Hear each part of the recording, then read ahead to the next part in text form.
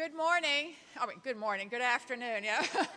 Oh, I'm behind the times. There are spots up front, actually. Surprising that the front seats aren't taken. But so if you don't want to stand, just come on up front. Anyway, it's really a pleasure for me to introduce Deborah Lowenberg-Ball. Now, Deborah Ball, of course, is one of my fellow deans.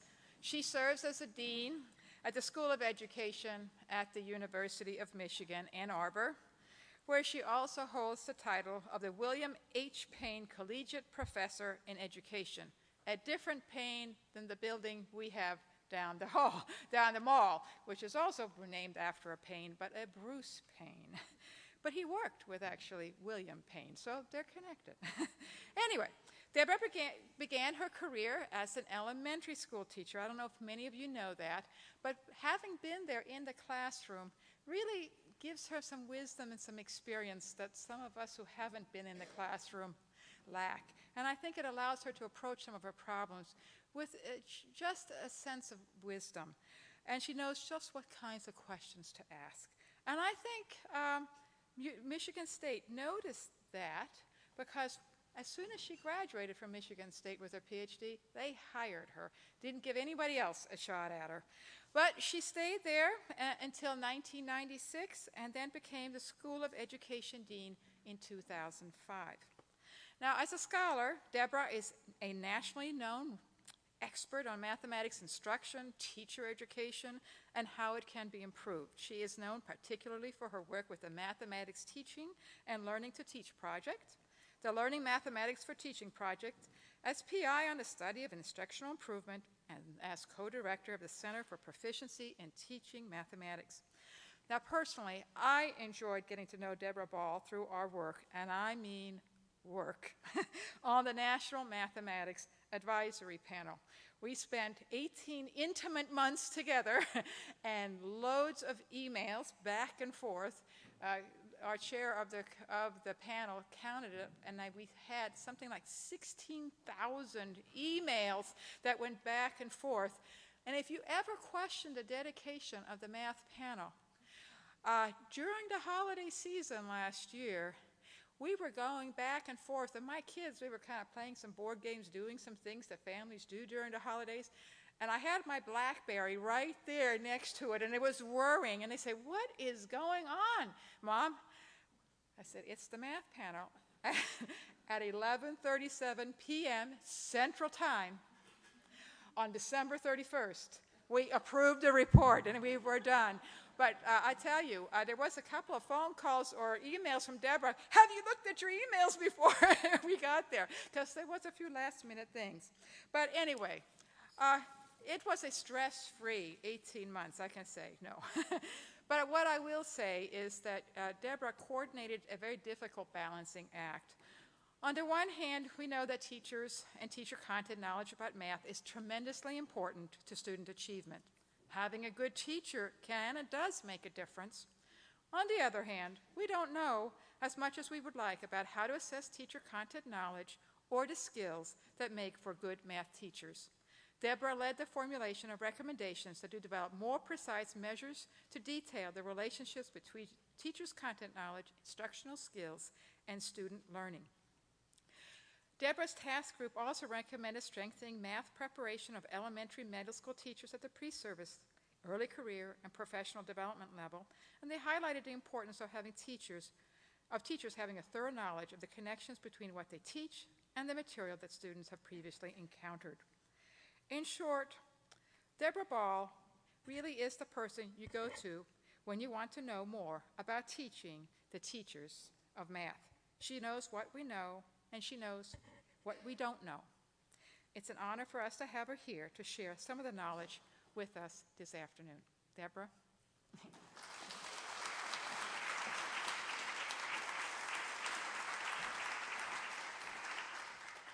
Thank you so much, Camilla, and good afternoon, everybody. It's really a great honor to be invited to talk here today. What I'm going to be talking about this afternoon is the link between, as it says, the work of teaching and the challenge that that presents for the learning of teachers or the teaching of teachers. And the talk is designed to be, in some sense, rather provocative. I'm going to open up some words and use some ideas that go against some of the main thinking we tend to do in teacher education, and I'm hoping to generate some argument and discussion along the way. And in case you wonder what I mean, I'm going to show you the real title of this talk right now. So this is a somewhat benign title and probably not very provocative, but the title that I really would like to give this talk, and by the end I think you'll understand why, is this one: In Praise of Prescriptiveness and Training in Teacher Education. Now do you get the idea that I'm intending to be a bit provocative? Okay, I'll come back to this at the end, and by then I think you'll understand more why I'm putting this out for us to talk about. So to make things a little bit easier, I'm going to start by presenting the main argument of my talk, and then we're going to do some different things, some of them interactive, to kind of work through the argument that I'm making. But here's the argument. I'm going to argue this afternoon that we need to build in this country a system of both initial and continuing teacher education that can reliably prepare what I'm going to call politely, and I don't mean anything other than that, ordinary people for effective professional practice. What I mean by ordinary is that we need a lot of people to do this work. A lot of people. I'll say a little bit more about that later. So the idea that we're going to improve teaching practice by somehow looking for a different group of people than those who currently devote themselves to teaching makes very little sense. So I'm going to make the claim that unlike other professions, we face the challenge of taking regular people and helping them to do what is arguably one of the most difficult jobs we know. So then I'm going to say a little bit in this argument about what I think it would take to do this, to build this system. I'm going to argue for three things. One of them is that we would have to base the education of teachers on what I'm going to talk about this afternoon as the work of teaching. I'm going to argue that we would have to focus developmentally, that means taking account more of what it means to be a beginner of this work, on the highest leverage practices, and I'll talk a little bit more about what I mean by high leverage practices. And then I'm also, third, going to argue that we would have to focus on, we'd have to emphasize the performance of teaching, both in the curriculum and in the assessments that we use.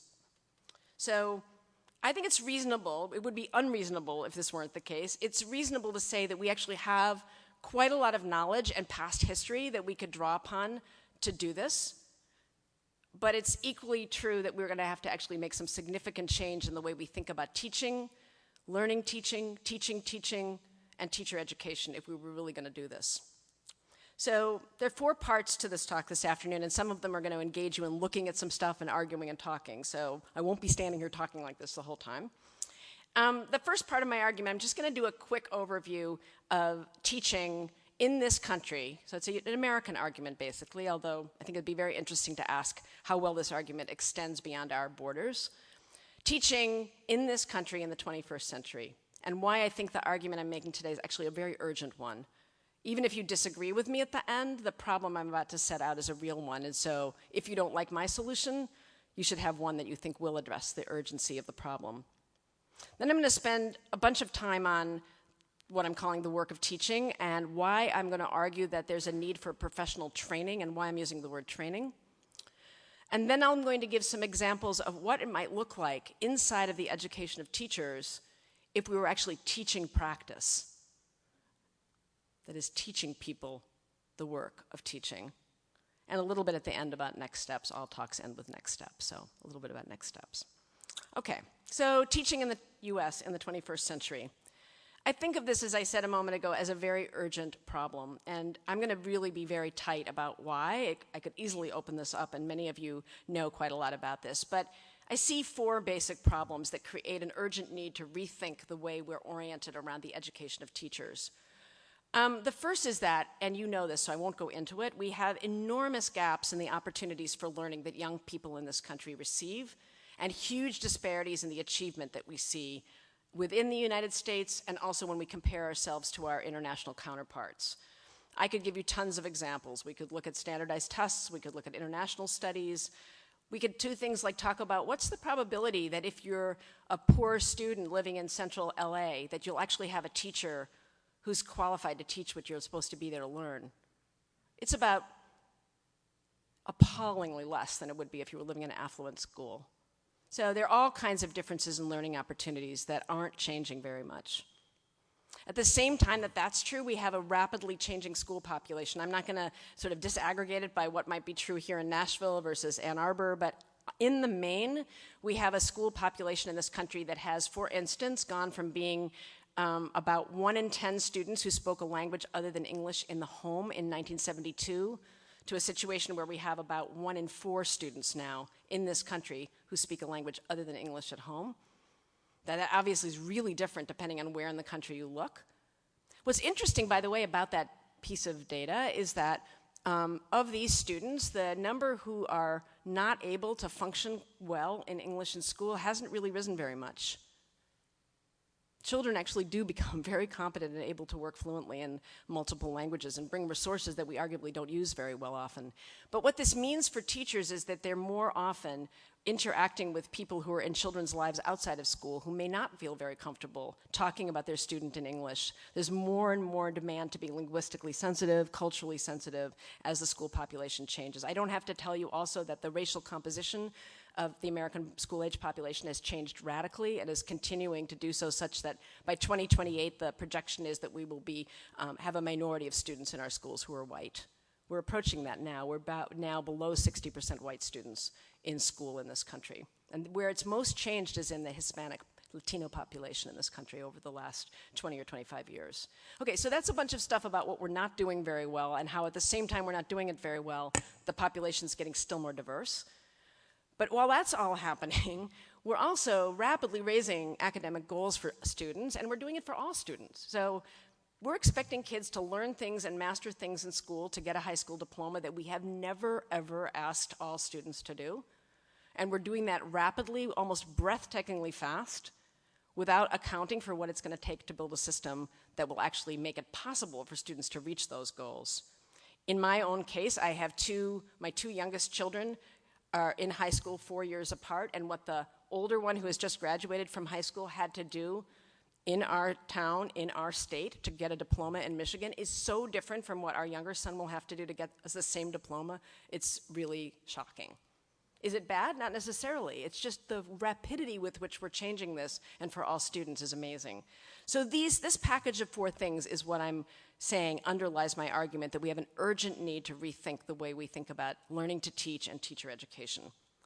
Now, what's a hopeful thing in all of this? A hopeful thing is that teachers actually make a very big difference for what I've just described. I think it's actually an oversight how often we neglect to realize that teachers matter a great deal for reversing some of those trends that I just described about achievement and opportunity.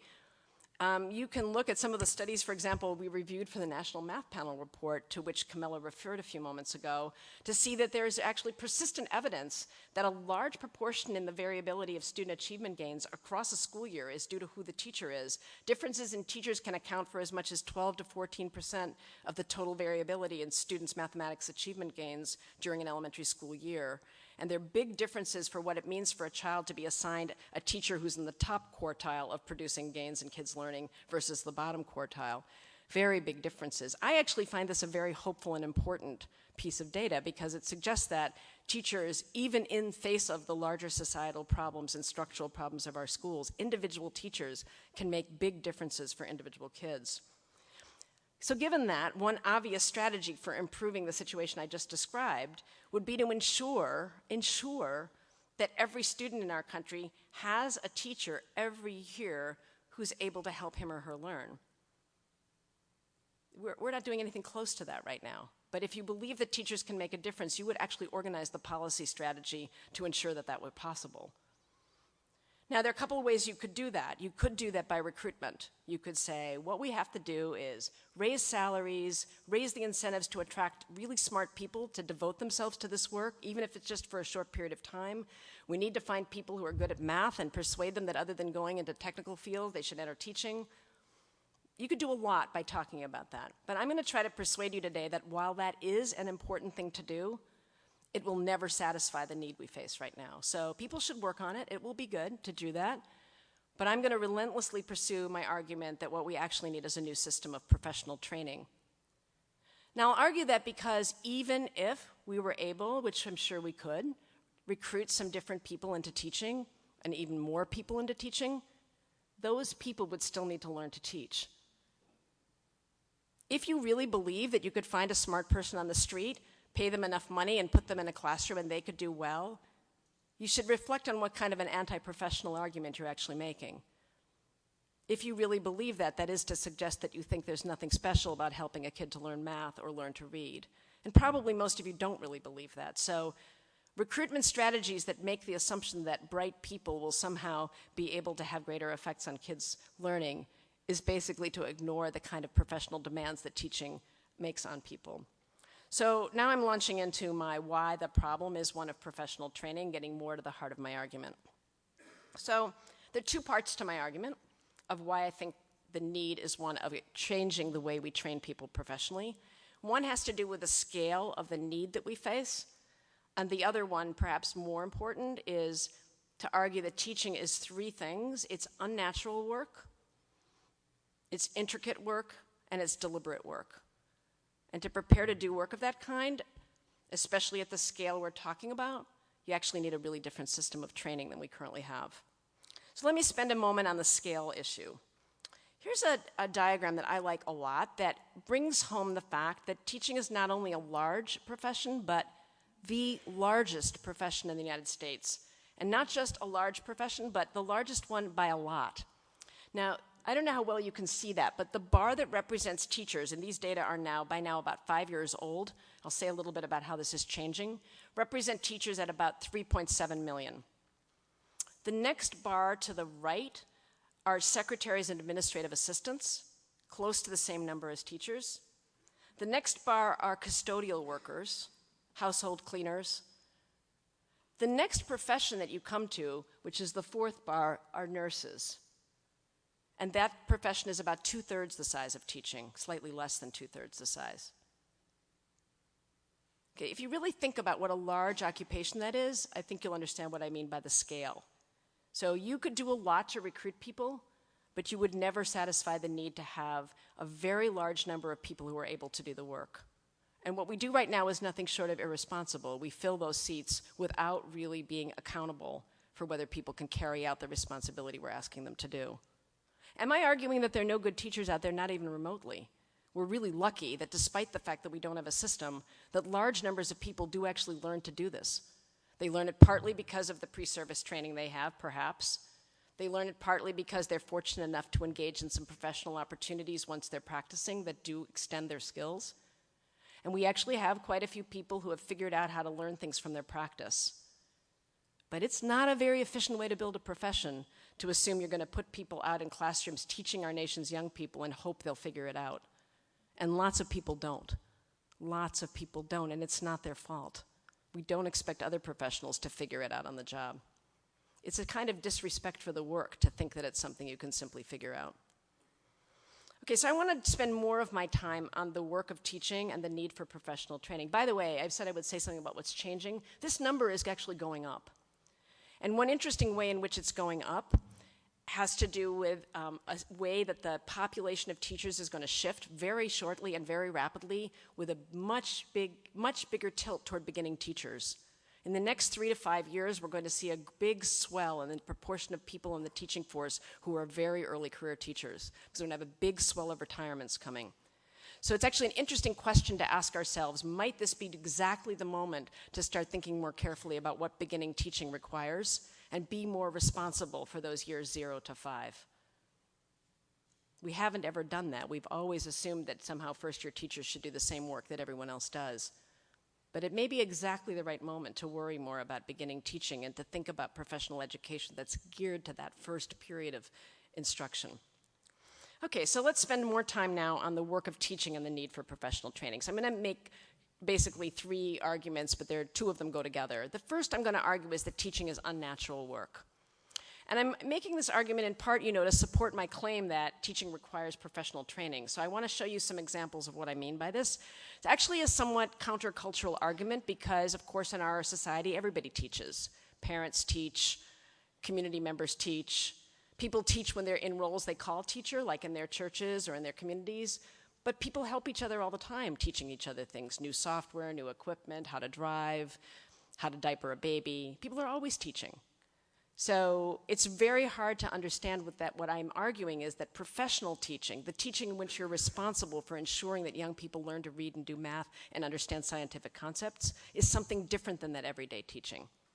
So how is professional teaching unnatural? So what I'm going to do to try to show you this, and I won't go through the whole thing, is I'm going to contrast what I'll argue are common ways of being. By that I mean accomplished, normal, regular ways of being an adult, with ways of being and teaching, okay? Actually, once I start this, you may get some examples of this contrast that are better than the ones I've come up with. So one example is that in everyday life, it's actually useful and functional to ask questions all the time to which you don't know the answers. That's the function that questions actually play in everyday life. That's what you do. When you don't know something, you know how to ask a question. That's what you do. But actually in teaching, quite a lot of the time you need to learn to ask questions to which you often do know the answer, or at least part of the answer. You know the answer probably to the material you're asking about. What you may not know is how the person whom you're asking the question of understands that thing. But you're not asking the same kind of question that you've learned to ask naturally in everyday life. In everyday life, it's natural when people are stuck to tell them, to show them, to take over for them, to do things for them, help them out. It's what we mean by being helpful to people. But in teaching, you have this really hard lesson that you can't do it for the kid. That's not being helpful. You're not the person in the end who's supposed to know how to add fractions. You already know how to add fractions. You're supposed to be figuring out how you get someone else to know how to do it. And that isn't the same kind of showing and helping that's natural when you're helping somebody else to do something and like learn to make brownies. This is one of my favorites. In everyday life, it's functional. In fact, it would be crazy if you didn't assume most of the time that you know what other people mean. When someone says something, you don't interrupt them after every other word and say, could you say a little more what you meant when you said sorry? Or when you said gradually, how gradually exactly were you thinking that might be? You wouldn't do it. I mean, we would never communicate. But in teaching, if you do that at your peril. If you assume your students mean what you think you wish they meant, or what you think they meant, you will misunderstand them so much of the time. And so you have to learn to suspend your assumption that they mean what you wish they meant or what you think they meant, and probe things that you think might seem obvious. So you shouldn't assume that students mean what you think they mean. I'll skip some of these. I mean, this is also pretty obvious. In everyday life, you try to spare people the embarrassment that they've made a mistake. You might say, oh, you probably meant this, or here's a little something that, you probably didn't mean to say that. But in teaching, not only is it functional to focus on error and help unpack it, but you might actually provoke it on purpose. That's not very natural. You wouldn't do that in everyday life, put people in situations where they'll make mistakes or do things that show that they're misunderstanding something. But in teaching, you might deliberately do that to probe whether there's a soft spot in the way a student's thinking. I'm going to skip down because you can look at these yourself. This is one I've become more and more interested in. In everyday life, it's natural that you like some people more than others, and you actually may dislike some people. It's actually not part of the professional role. And I've become more and more worried about this because, in fact, we know that many people enter teaching because they like children or they like young people. Okay, fine. And we say, that's nice. It's a good thing you probably like them because you're going to spend a lot of time with them, but it's not really why you should enter teaching. You probably should come into teaching if you're fascinated with how kids think or something else. But I've begun to realize, partly as a parent, that if we don't address that that's why people enter teaching, which is natural, we're allowing the compliment. We're allowing people to not like kids too, because if you can like some people, you cannot like others. And in fact, because we've never really addressed that that's not part of the role, there are in fact lots of kids who experience their teachers as not liking them. Liking and not liking is not part of the role. It's natural with your normal relationships, but it's not part of the teaching role. The teaching role is about seeing people descriptively, understanding where they're coming from, being able to interpret what they're doing and help them grow. It's a really different thing than liking. I'm not saying teachers shouldn't appreciate kids or enjoy them or even be irritated at other times. That's really different than liking or not liking some kids. And finally, in especially our society, it's a virtue to be yourself. We say all the time, be authentic, be yourself, act like yourself. That's absolutely not what you should be doing as a teacher.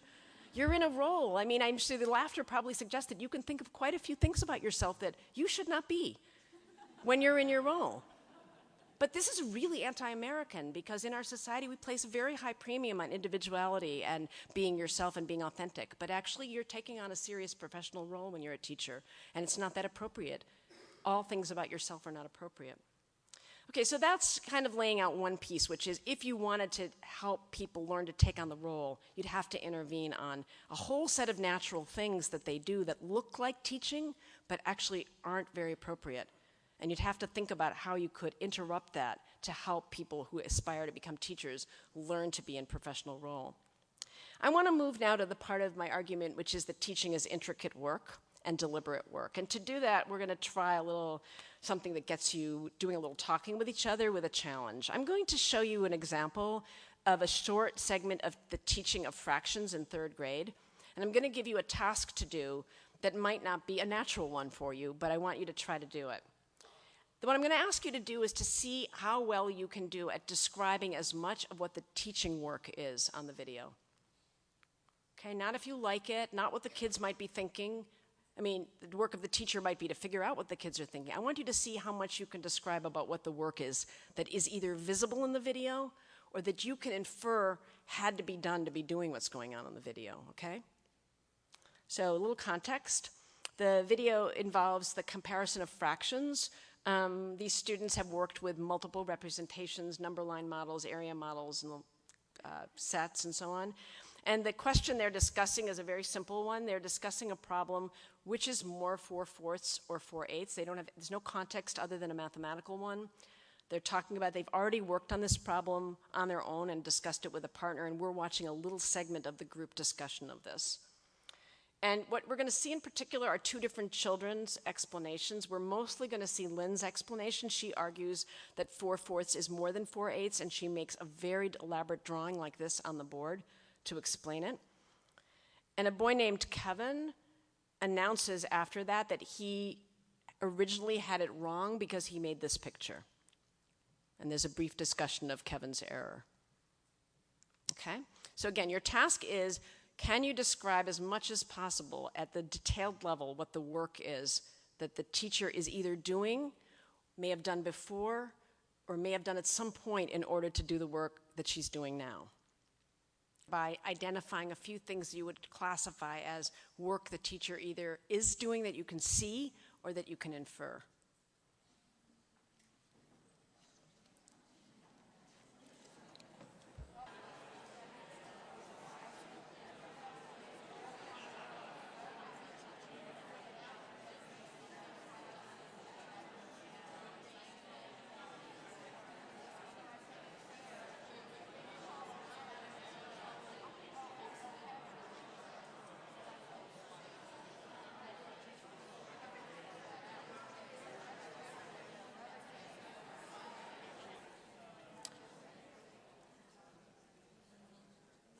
The question that I'm asking you to talk about is to try to think about what are some of the specific tasks required in order to teach the little bit of teaching that you were watching.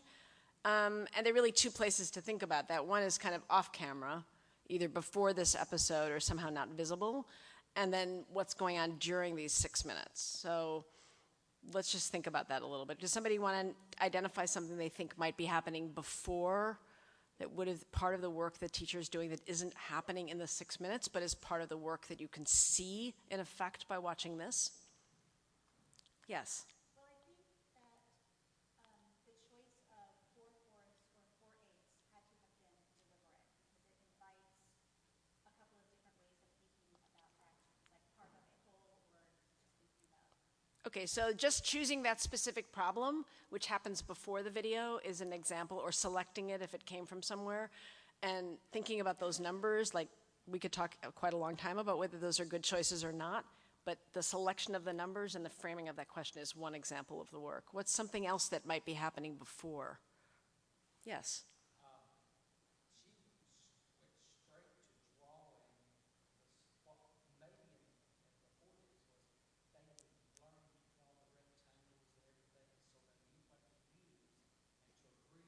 Okay, so that's a good observation. So the kids already, looks like the teacher may already have taught the students some particular representations and how to produce them. Something else? Yes.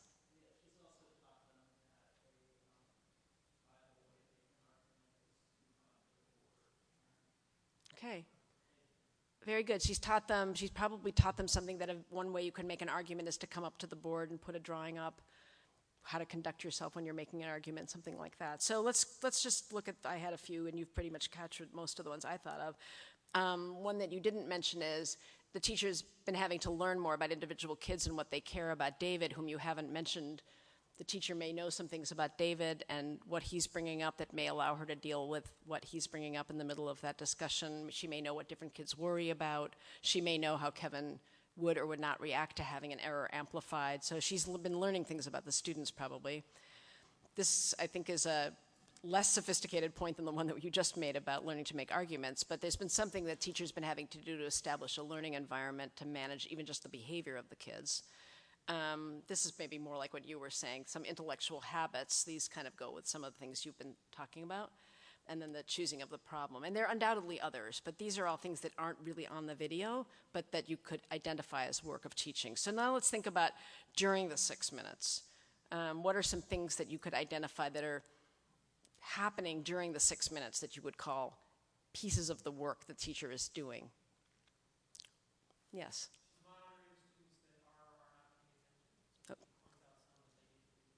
Right, so the groupness of teaching is visible. She's got a bunch of kids and she's monitoring. She may have to be monitoring who's with it, who's doing what. What's another thing? Yeah.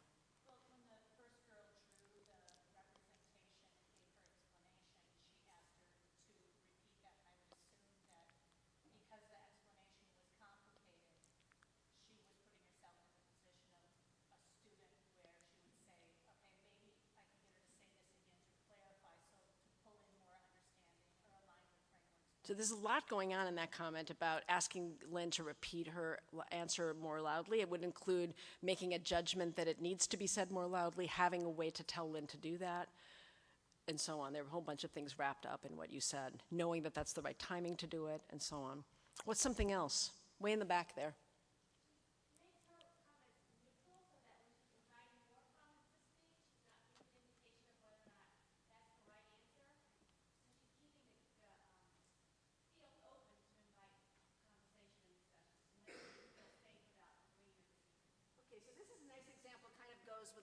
Sorry, let's get back behind the mic. Goes with the one we just heard. So the teacher has a repertoire. You've now named 2 different kinds of moves the teacher has, and the teacher is presumably coordinating, making a certain comment to the class in coordination with either the particular student or what's the mathematical issue. So in this case, the comment was she chooses not to say that Lynn's answer is right. It's probably the most natural thing to do. Lynn's produced a pretty elaborate and correct explanation. It's pretty developed for someone who's 8 years old. And it perfectly reasonable comment could be, and that would be rather natural, to say, very good job, let's talk about, Lynn has this exactly right, and instead the teacher says comments from other people. So that's a particular move that's being coordinated with some purpose, but having that move and choosing to use it as a piece of the work. Notice that I'm not making a judgment about whether any of this is the right thing to do at the moment. I'm merely trying to get a catalog of some of the things to learn to do. Obviously the quality of teaching has to do with how well one deploys them when. So we're not getting to that yet. Yes? Just to build on that idea, even in her decision to not say that's the correct answer, let's talk about that and open up the discussion, she links that to the practice of mathematics, of forming arguments and having evidence behind that. And she asks kids, why? Why do you think that? Can you explain that? Could you draw a diagram to show us that? And so she links this to what she knows, or what I would think she knows the nature of mathematics to be part of it. So your comment, this comment now is getting a little bit more into analyzing what might have led the teacher to do that particular thing at that moment. And that kind of reasoning is part of the work too, is the reasoning the teacher goes through. So let me just put a few up so we can keep moving into this. But I tried to go just like literally by clock times on the video, and I didn't begin to capture all the things that I was able to see, and you've said some of these, but I just wanted to illustrate that if you just go like across seconds, you can name quite a few things that are things the teacher is doing. For example, one, David makes this comment about he would disagree if Lynn made 8 lines. So the teacher has to work, this is 101:28, the teacher has to work to figure out what that is, has to manage the risk that the whole class may get lost at that point, has to decide whether or not to take it up, and has to, in the decision that she does make to go on, has to somehow close that exchange kindly, because she's not really taking up his comment very much. Bernadette suggests a number line. You have to decide, is that something to take up? Is it a good idea to have her come to the board and make a number line while everyone waits? This case, the teacher gives her a blank number line and asks her to make it. Has apparently decided this is something to work on, but hasn't moved to figure out how to do it. Deciding to amplify Kevin's error at 102.57. There are just several different things you can point to, and I'm trying as hard as possible to name things that you can see the teacher do. We could spend a lot of time thinking, what does the teacher know or believe or whatever. I'm really trying to describe what's the work. So what I've been trying to do is to argue that teaching is both a natural work, but also intricate and deliberate. So I want to spend a moment on what I mean by deliberate, and it will come back to what I said earlier about the fact that everybody teaches. So we bear a burden in our profession because everybody teaches, and it's hard to argue that there's anything special about it. People successfully teach all the time. I mean, parents are very successful teachers quite often. So is there any purchase we have to claim that there's something one has to have professional knowledge and skill for? The way I've come to think about this, I actually draw from the work of my colleague David Cohen, who has been writing about teaching about as long as I know him, but most recently has begun to develop what I find to be a very useful way of thinking about this, which is to say, yes, everybody teaches, and in fact, and Jim will probably like my saying this, people learn all the time without teachers, okay? I mean, all kinds of learning goes on that has nothing to do with any kind of teacher or even informal teaching. But public schools are set up to improve the probability that every kid in our country will get to learn something that we think is important for them to learn.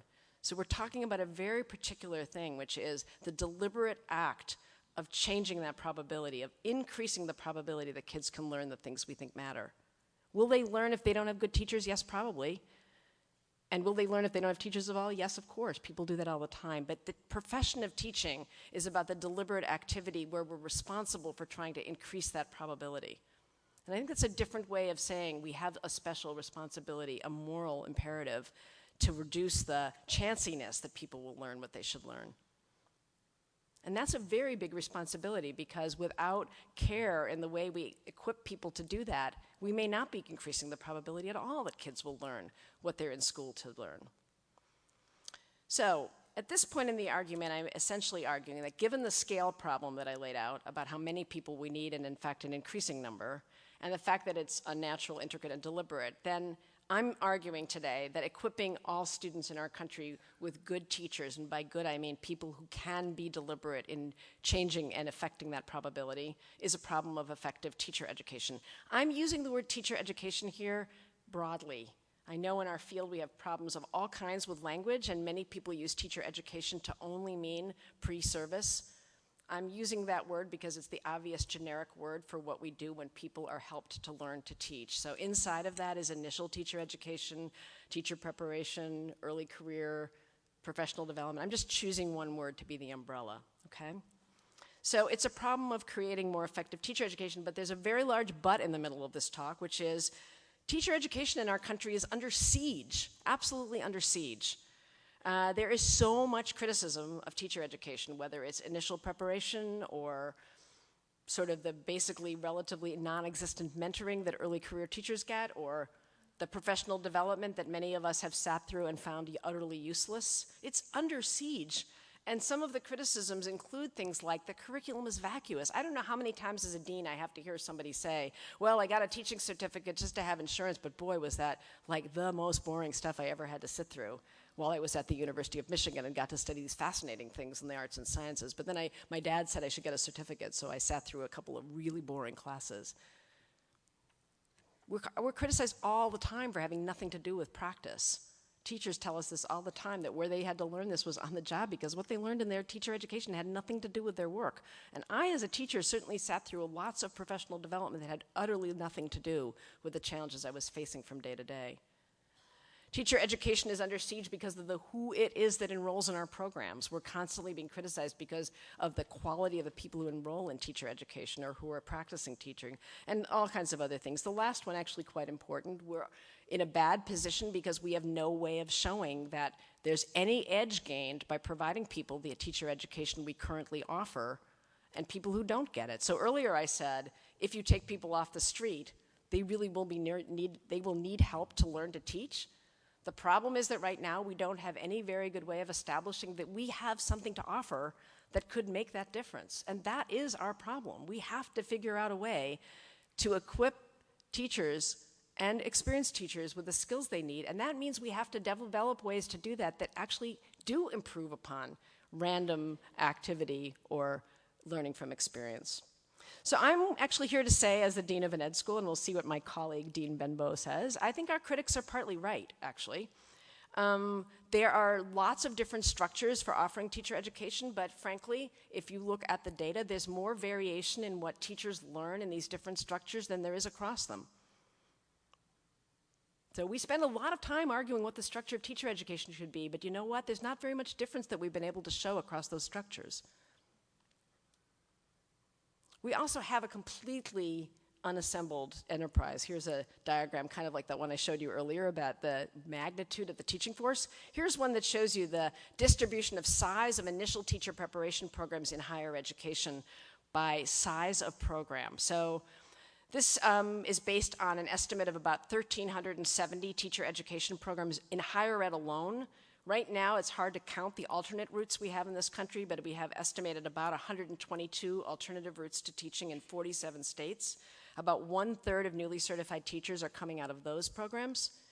But just looking at this, what you can see that we actually have about 1/3 of the programs are producing fewer than 40 teachers a year. It's hard to call that a system. There's so many different programs, and many of them don't even have enough students to really invest in what it would take to have serious professional training. The University of Michigan is way above the median, and we're hardly a giant producer of teachers. We graduate about 300 teachers a year, and we're way above the median in this distribution. How many teachers graduate from Vanderbilt in a year? So you're also above the median. So the enterprise, however arranged, is simply not doing well enough. So I'm not actually that interested in the structural question, and what I actually want to take up is what would it look like to have a system that could reliably prepare what I called earlier ordinary people for practice. So what's wrong with the system we have? If it's not the structure, what is wrong with it? I'll just name a few things, and then I'm going to move into the what would it look like if we really taught practice as the last section of the talk. So here are the main criticisms that I would like to highlight. They're a little different than the ones our critics name, but as an insider, I feel like I've been there and I can see what it is that we should be worried about what we do.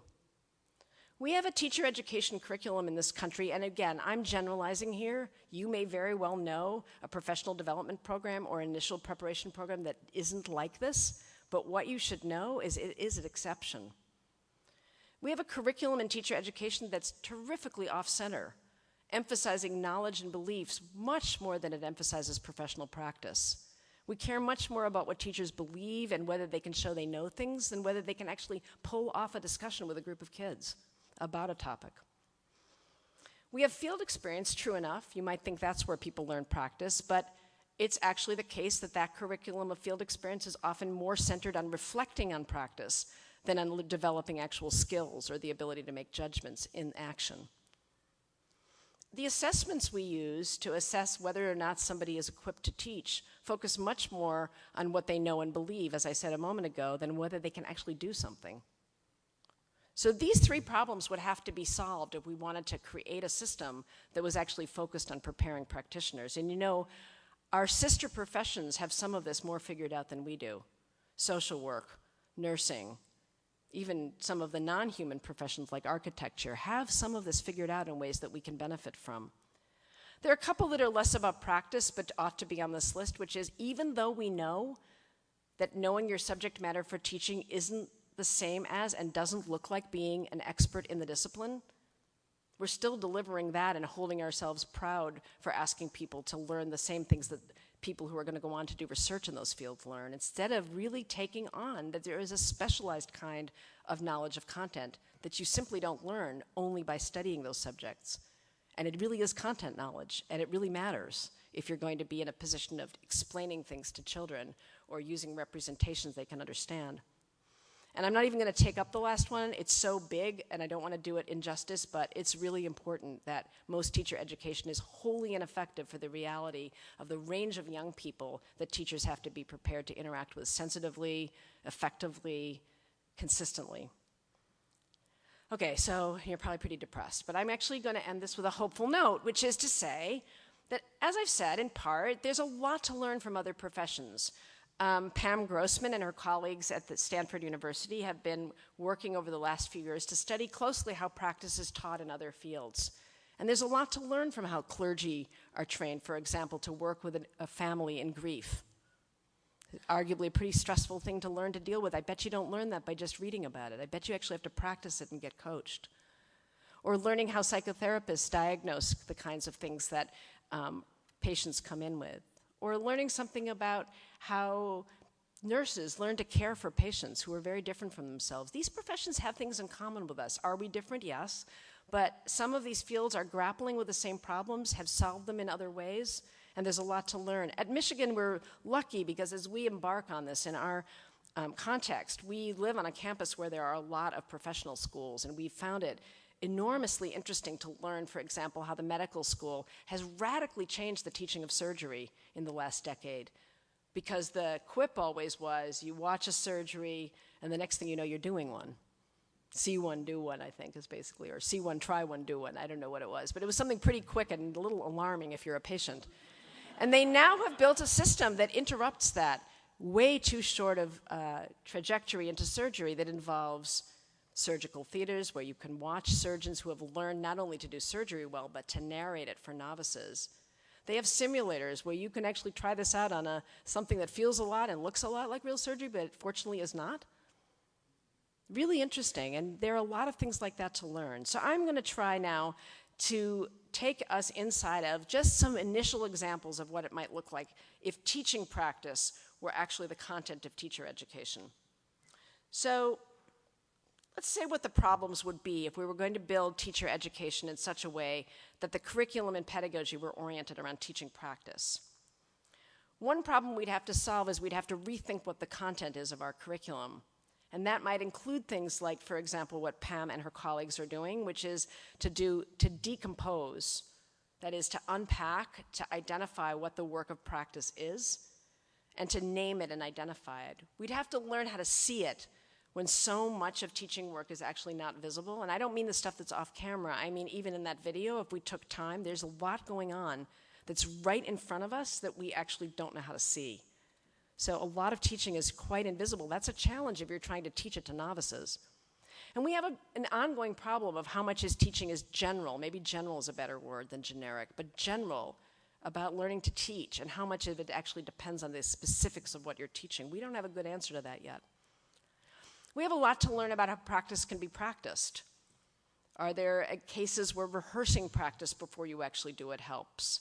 What are kinds of approximations where you're kind of doing the real thing, but it's not the way you would do it in real time? Which of those help? What needs to be practiced in real time? We need to worry more about where the settings are for learning practice. My colleague Magdalene Lampert has been experimenting with thinking of a continuum of settings, from virtual settings where you can simulate practice to design settings like laboratory schools to real settings. And overall, what we have ahead of us is to figure out how practice can be taught and assessed in ways that don't immediately convert it back to propositional knowledge and analysis. That won't be very easy to do. It's pretty hard to keep it in the practice realm. So I'd like to show you a couple of examples, but let's say that this is the work, is that on one hand you have to pick some things that you can actually identify, that you can unpack, teach, rehearse, study, and that you can reintegrate into real-time teaching. You don't want to atomize teaching. It's such an integrated, fluent kind of work. So when you take it apart, you can do that at some risk. And in some ways, the early work on micro-teaching ran that risk. So we want to learn from that, but also learn what didn't work so well in that period in the 70s. This question, which several of us around the country are trying to think about, is what are the things that are most high leverage for beginning teachers in this case, or for those of us who are more experienced? What happens often enough to be worth investing in? What's really core to different styles of teaching? It may not matter what style of teacher you are, but you really better know how you're going to figure out if a kid knows something. Doesn't really matter what style of teacher you are. If you can't do that, you're in really big trouble. And so on. So what are some of these high leverage practices? Well, here's a set. Nothing sacred about this set at all. But what's kind of interesting about it is, for instance, the first one is pretty rarely taught in teacher education. As an elementary teacher for 17 years, there wasn't a day that I wasn't interacting with somebody in a kid's out-of-school life. I learned nothing about that in my professional preparation or in any later professional development. I had to figure all out on my own how I called parents on the phone or went to their homes or wrote notes or what to do in a parent-teacher conference. That's a really important part of the work.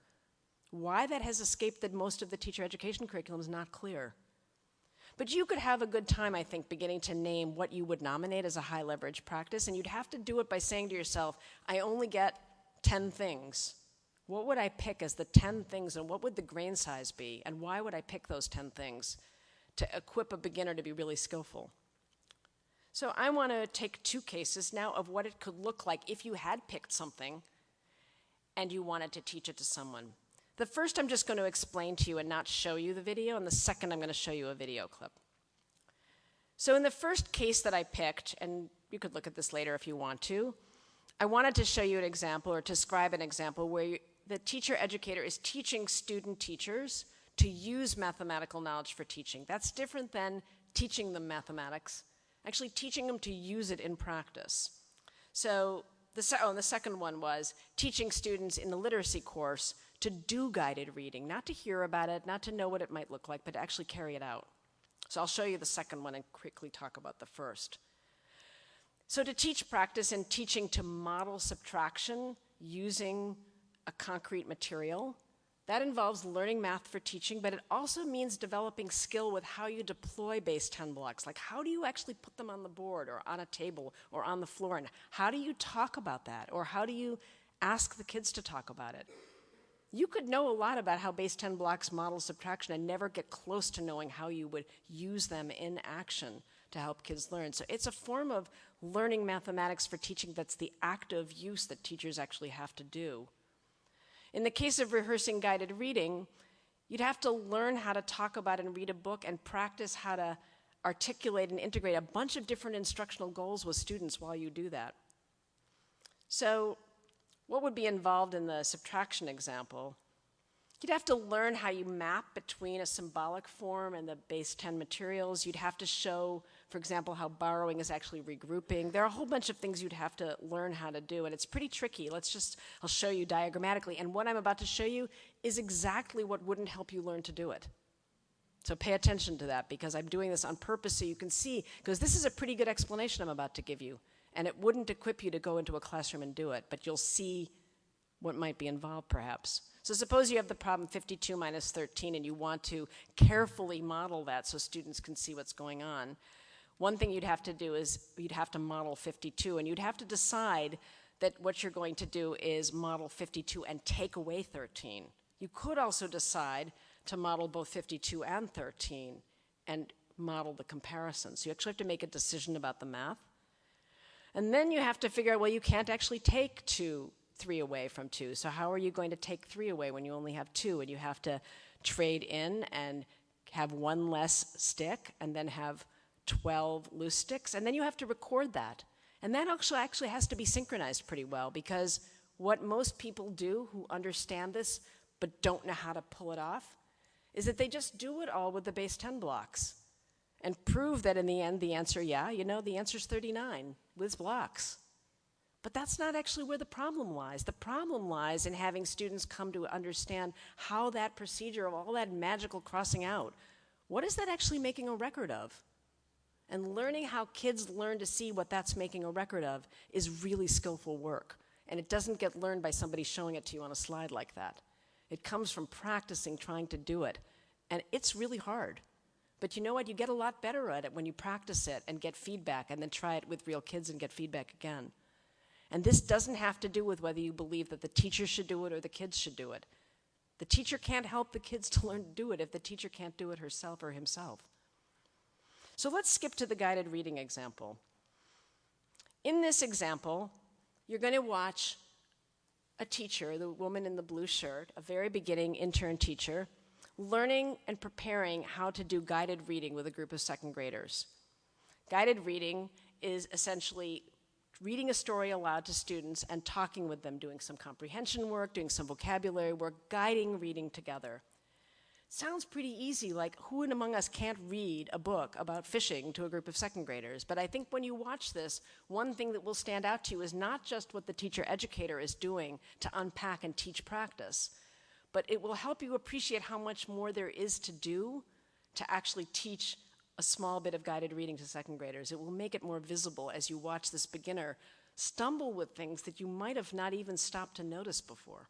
And what's interesting about this example is that those other people are other intern teachers, and in this particular example of teaching practice, they're rehearsing doing this before they work with the second graders.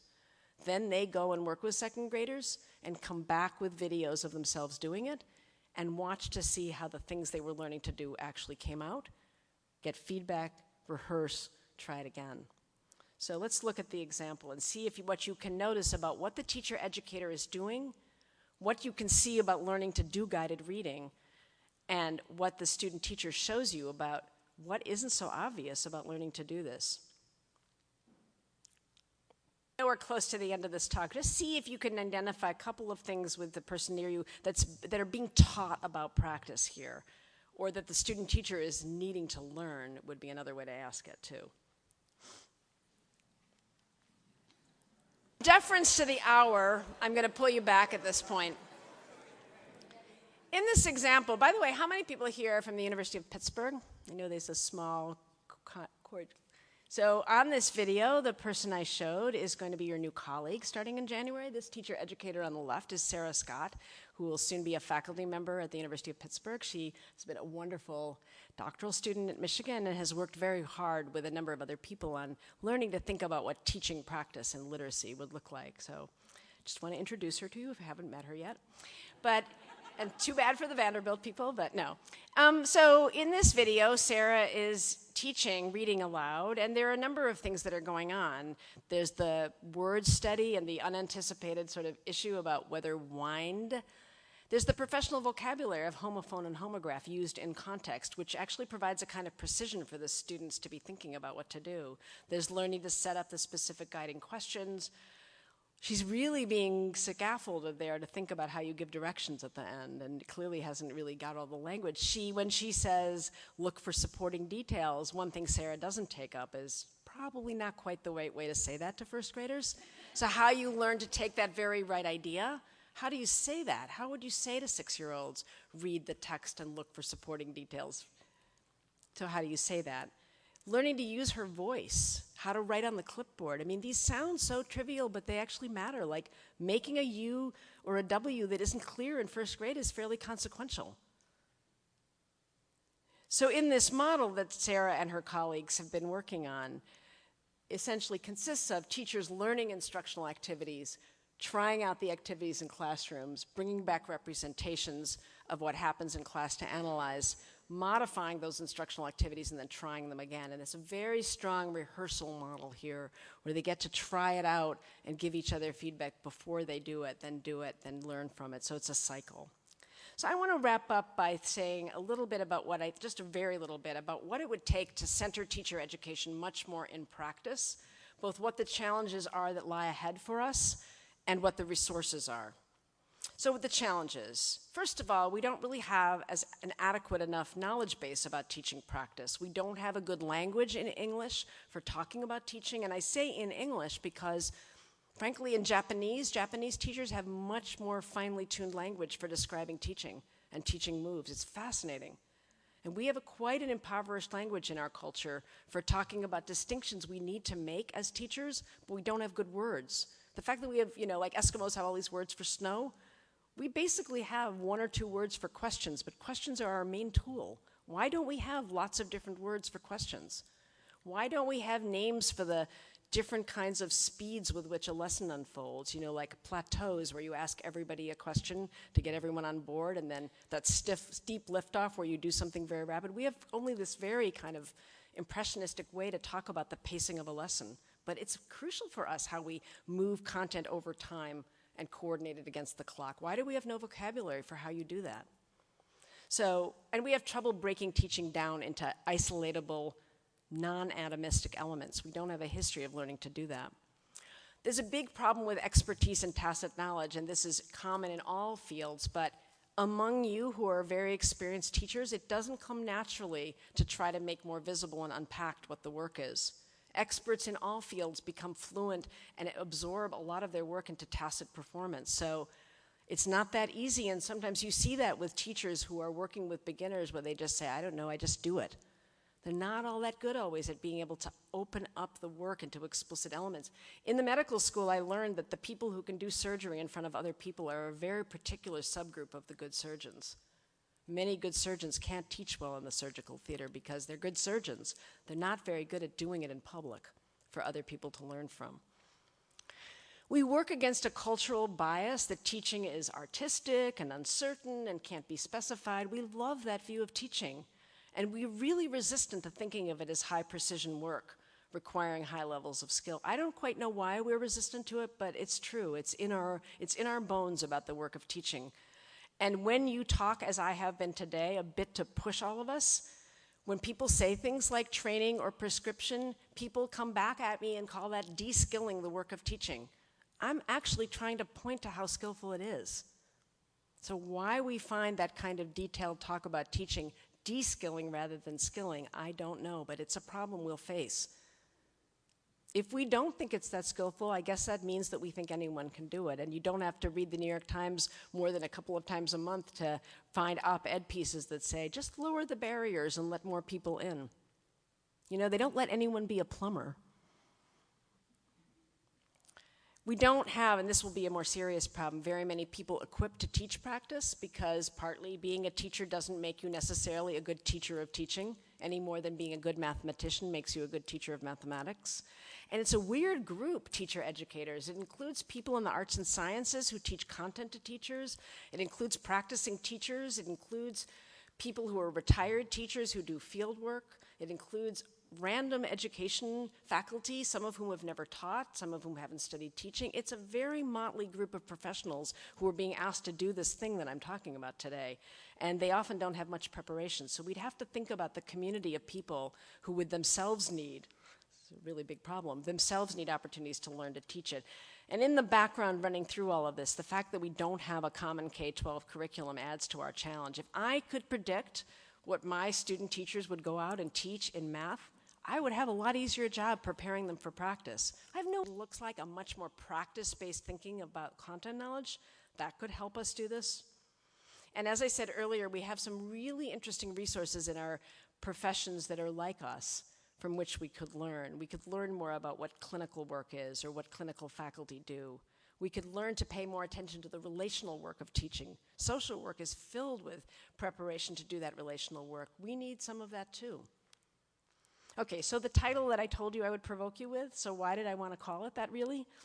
If I'd called it that, you wouldn't have come, right? I basically am arguing we really urgently need to figure out how to improve all students' opportunities to learn. This really does, in my view, require skillful teaching, and teaching, I'm arguing, is intricate work and not natural to do. It needs to be learned, and I'm arguing actually also taught. And that, as I just said, seeing teaching as skillful, high-precision work isn't just a matter of personal style and preference. It's actually not acceptable to say, oh, well, that's my way of teaching math, but I prefer to do it this other way. You wouldn't like somebody in another walk of your life, let's say a surgeon, to say, I know that it's better to use this tool, but I prefer to use a plastic spoon. That's my style.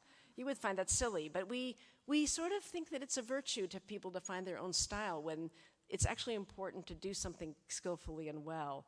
And that professional work is partly about creativity, but it's not only about creativity. And as I started this whole talk, we need a reliable system that can take people who are willing to commit themselves to the difficult and important work of helping young people learn and reward them by equipping them with the skills it takes to do that. So I see that as the challenge. I think places like ours and yours are already doing a lot, but I also think we have a lot more to do if we were to be serious about this. So that's my argument. I look forward to having you challenge me on it. And if you want these slides, I will put them on my website. And it's easiest to find just by Googling my name is the easiest way to get there. So thank you very much.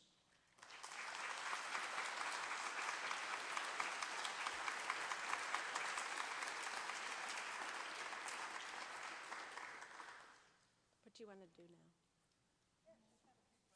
Okay.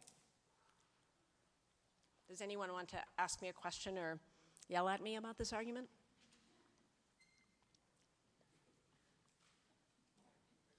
Yes.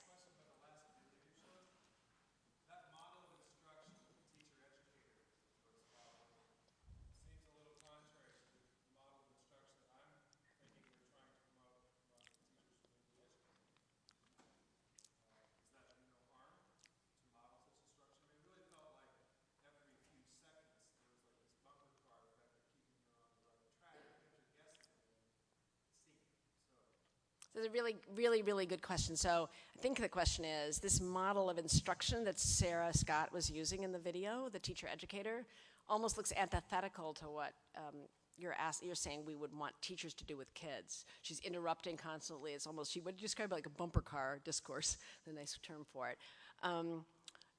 And is that a problem? So I think I would give a brief but two-part answer. One, I don't believe that teacher education is supposed to necessarily be synchronous with what teachers do with kids. We're not teaching the same stuff, nor to the same learners.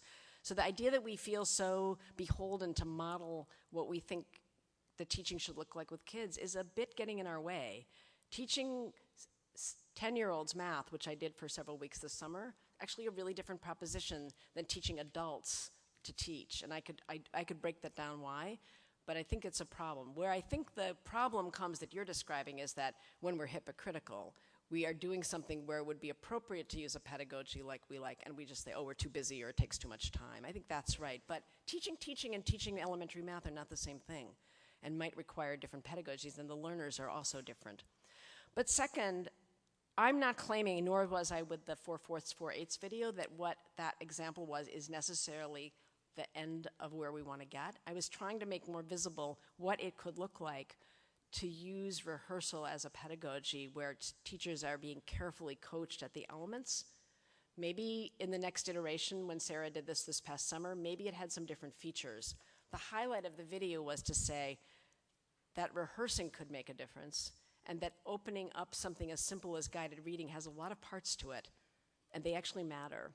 I think that's the bigger takeaway, but your question is an important one for us to worry about, because the training that I'm talking about isn't one that takes away judgment or thought or the kind of fluency one needs. It's that the training is being more responsible about making sure teachers actually have the parts they're going to need and put them together. But I think your question is really good and really on the mark. Yes.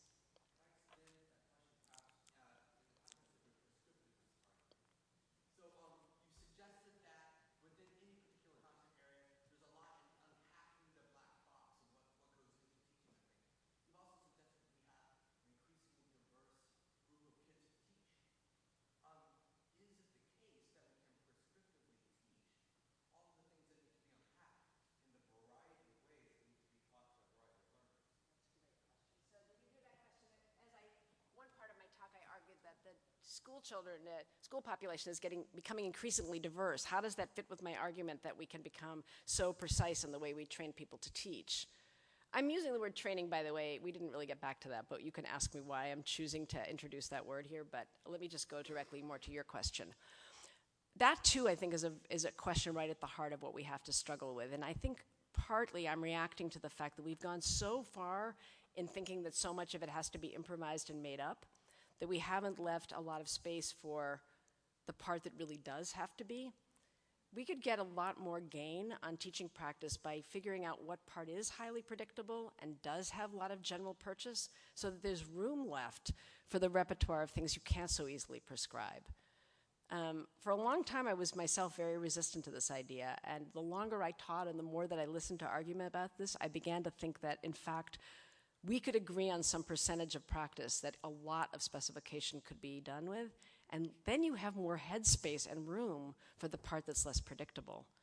And I think that's not a complete answer to your question, but I think you're right, but I don't think that means the whole thing is up for grabs. I think there's a lot of practice that people actually can become very good at, and that will leave, and then they need a repertoire, and there's a thing, I think, a lot to learn.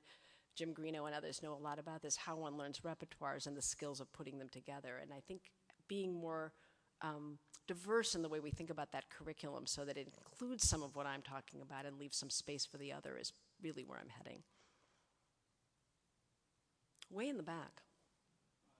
Just so I understand the model you're trying to develop, what do you see as the end goal of education? Why are we educating kids anyway? What's the purpose of education?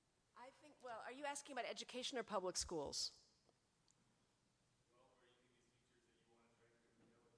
I'm thinking about public schools as a social institution that we've created because we actually believe it's the only thing we've created that every single human being in our society gets. So there's a lot we could argue about. We could have actually had a whole session on what we think those schools should do. But given that we say that we want, and we've wanted this since the 1840s and we've never succeeded at whatever it was we wanted to do, given that we think this is important enough, I think that the purpose of education is to increase access and opportunity for things that don't happen just by chance, by happening to live wherever you live or to whomever you're born to or whatever zip code you have or whatever the color of your skin. That we don't agree on that yet, I fully grant you. But if we're serious about public education and what it can offer in terms of opportunity, simply having it be out there and not equipping the people in it to be serious about it doesn't get us that. I think the arguments that are implied by your question have to happen as well. But the purpose of education, in my mind, is to be worth the amount of time that we ask kids to be there, has to produce something that's actually usable for them. And the argument about what the curriculum is complementary to my argument about how you make sure teachers can do it. Do you want to follow that, argue that? It just seems that you're defining success the way, our society has decided to define success. I don't know that that's necessarily the best model. I think that's a good and serious question. I worry a lot about those arguments without everybody's voices in the argument, because where you sit in our society makes that question very, very different. And I'm not equipped to be an expert on that, but we have a pretty diverse society where some people get a lot and some people don't, and I think it depends a lot. I'd like to know, I think that argument's going to have to keep being debated by a lot of voices, and even getting that to happen is a challenge. But I think I don't want to deflect your question. I think it's important. I'm worrying about something that tends to get put on the side, which is the people we ask to do whatever it is we want schools to do are often left to do it with very little support for the complexity of that work, and that's what I'm trying to address. Is there a burning last question? Otherwise, I think we need to give a round of applause to Deborah and there's lots of Thank you. Let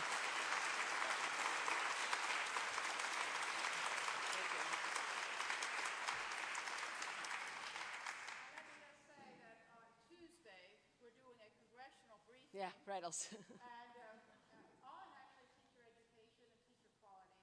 And as I was sitting here listening to your talk, which I had not heard before, I really hope that these points are made and your concluding points are really made to them. Because I think